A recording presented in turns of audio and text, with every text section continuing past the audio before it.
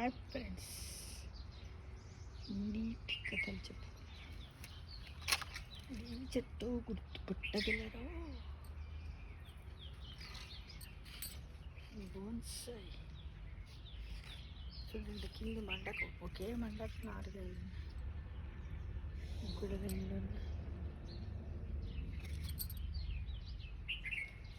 చాలా.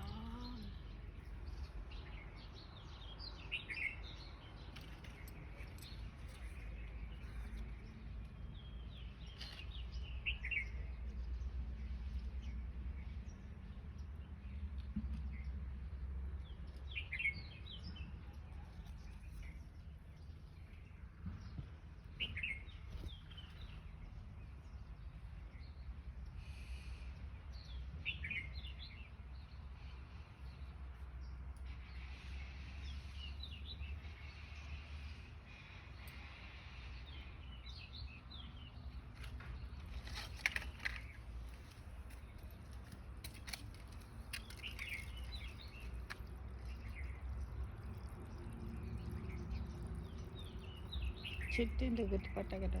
ఉల్లికాడ.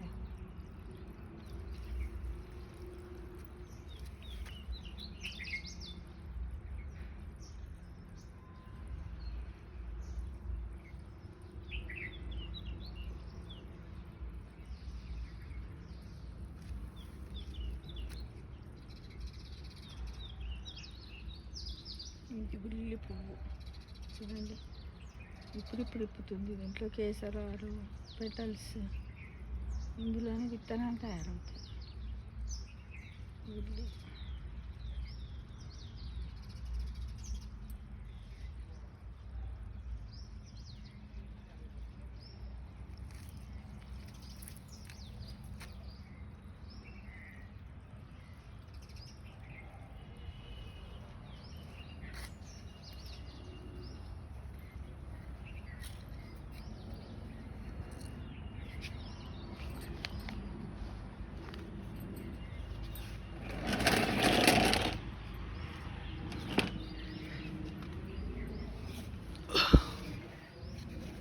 ఇప్పుడు కథ చెప్పుకుందాం.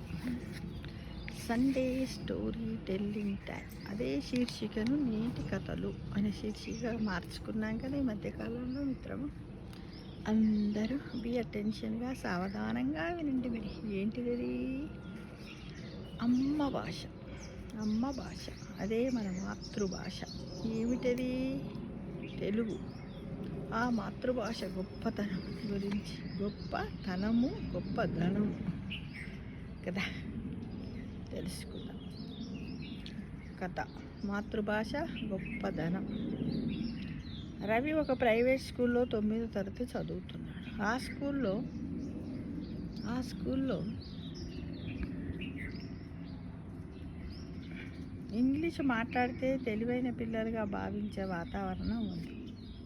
చాలా ఇంగ్లీష్ మీడియం స్కూల్లో తెలుగు మాట్లాడితే వాళ్ళకు ఒకటేదో ఒక ట్యాగ్ పెట్టేయడం, తర్వాత వాళ్ళను క్లాసుకు పిలిచి అలా తెలుగు మాట్లాడద్దు, ఇంగ్లీష్ టు ఇంగ్లీష్ మాట్లాడాలని చెప్పే స్కూళ్ళు కూడా కొన్ని ఉన్నాయి మిత్రమా. మాట్లాడితే తోటి పిల్లలు కూడా ఎగతాళి చేసేవారు కూడా ఉంటారు. రవి కూడా క్రమంగా అదే భావనలో పడిపోయాడు. ఇంట్లో అమ్మమ్మ తెలుగు కథలు చెప్పినవన్నీ పనికొచ్చేవి కావు అనుకునేవాడు. వాళ్ళ అమ్మమ్మ చెప్పేదన్నమాట.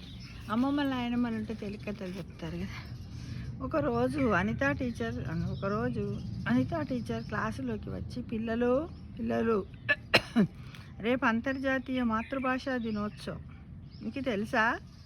ఈ సందర్భంగా మీరందరూ మీ మాతృభాషపై ఏదైనా వ్యాసం తయారు చేసి తీసుకురావాలని చెప్పారు. ఎవరు? తెలుగు టీచర్, తెలుగు పండితులు ఉంటారు కదా, చెప్పారు.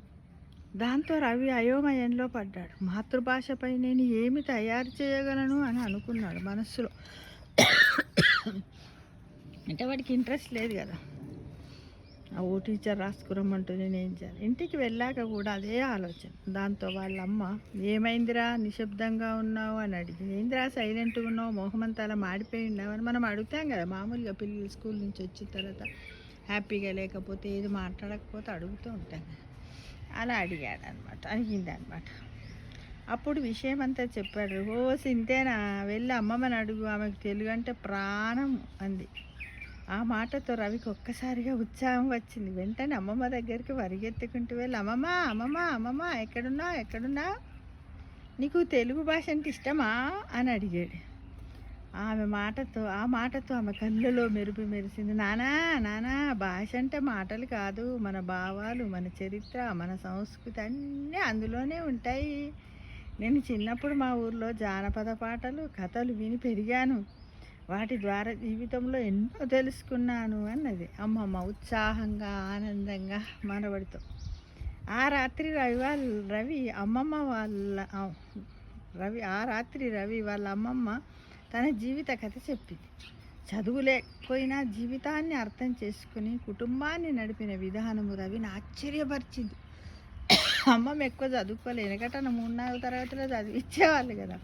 అప్పుడు ఇంగ్లీషు తెలిసిన వాళ్ళే గొప్పవాళ్ళు కాదు, తమ మాతృభాషను గౌరవించే వాళ్ళే నిజంగా గొప్పవాళ్ళు అని అమ్మమ్మ చెప్పిన మాటలు రవి మనస్సులో నిలిచిపోయాయి.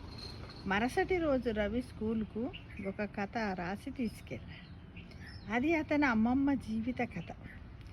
స్టేజీ మీద నిలబడి ఆ కథ చెబుతుండగా మొదట కొంచెం భయం వేసింది. కానీ టీచర్లు, పిల్లలు శ్రద్ధగా వింటుండడాన్ని చూసి ధైర్యం తెచ్చుకున్నారు. ఎవరు? రవి. ఏ క్లాస్ చదివే అబ్బాయి? అబ్బాయి 9th క్లాస్ చదివే, 9వ తరగతి చదివే అబ్బాయి. కథ పూర్తయ్యాక క్లాసు మొత్తం చప్పట్లతో మారుమోగింది. అనితా మేడం రవిని తెగ మెచ్చుకుంది. ఒరే రవి, ఎంత బాగా రాసావు నానా, చాలా బాగా రాసావు అని చాలా మెచ్చుకుంది అన్నమాట. రవి, ఇది కేవలం నువ్వు చెప్పిన కథ కాదు, మన మాతృభాషకు నువ్వు ఇచ్చిన గౌరవం అన్నారు. ఆ రోజు నుంచి రవికి మాతృభాషపై ఇష్టం కలిగింది. ఇంగ్లీషు నేర్చుకోవడము తప్పు కాదు, కానీ మాతృభాషను మర్చిపోవడము తప్పు అని అర్థం చేసుకున్నాడు. ఎవరు? రవి. అంటే ఇప్పుడు చాలామంది ఏం చేస్తారు, ఇంగ్లీష్ మీడియంలో చదివించారు. మనం ఎటైనా ఫంక్షన్ కార్డు పోయినాక ఎదుటి పిల్లలు ఇంగ్లీష్లో మాట్లాడుతుంటారు. మన పిల్లలు ఏంటి ఒక్కోసారి ఇంగ్లీష్లో తల్లిదండ్రులు కోపానికి వస్తారు, ఇంగ్లీష్లో మాట్లాడు, వాళ్ళ అబ్బాయి ఎట్లా మాట్లాడుతున్నాడు అని చివాట్లు పెడతాం. అలా పెట్టకండి మిత్రమా. ఒక్కొక్కరికి ఒక్కొక్క భాష పైన మక్కువ ఉంటుంది. దాని యొక్క దేని గొప్పతనము దానికే అని తెలుసుకోవాలి. ఈ కథ ద్వారా ప్రతి ఒక్క పేరెంట్ని పేరున ఆశిస్తున్నాను.